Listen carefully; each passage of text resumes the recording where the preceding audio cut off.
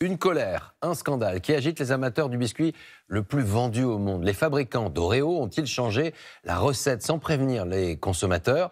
Aux États-Unis, on ne plaisante pas du tout avec la quantité de crème qu'il contient normalement. Raboter le contenu pour masquer la hausse des prix et l'inflation, voici l'objet du délit. Franck Genozo, Alice Sangwa.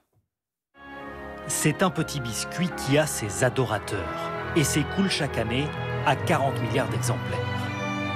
Pourtant, certains de ses plus fidèles consommateurs se retrouvent aujourd'hui au bord de la crise de nerfs. Le coût de la vie augmente, ok. Je ne peux plus payer mon loyer, ok. Mais diminuer la crème dans les Oreos, ça va trop loin. J'ai comparé un ancien paquet et un nouveau. Qu'est-ce que c'est que cette horreur? Ça va déclencher une révolution. Et certains internautes ont le sentiment d'être bernés. Oh mon Dieu, la shrinkflation est totalement en roue libre. La shrinkflation, cette technique qui consiste pour les marques à réduire la taille du produit plutôt que d'augmenter son prix. L'industriel qui fabrique les biscuits dit ne pas avoir modifié la recette, mais ce sénateur a enquêté et s'il ne peut être affirmatif sur la quantité de crème, il a en revanche constaté une diminution de la taille et du poids des paquets.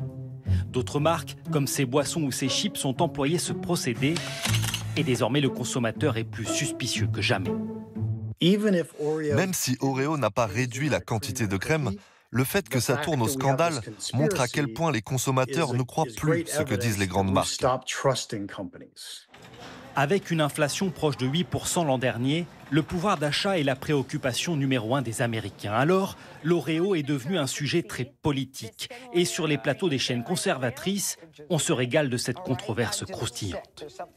Eh bien, merci, Monsieur le Président. Il semble que la shrinkflation s'en prenne maintenant à nos Oreos. Cela contredit les chiffres officiels d'une inflation en baisse cette année et d'un taux de chômage très bas. Et ça, ce n'est pas du tout une bonne nouvelle pour Joe Biden. Alors, Donald Trump s'emparera-t-il à son tour du sujet? Lors de sa campagne de 2016, il avait déjà brocardé la marque pour d'autres raisons. Il déménage leur usine au Mexique alors qu'elle était à Chicago. Ça veut dire quoi? Fini les Oreos. Fini les Oreos.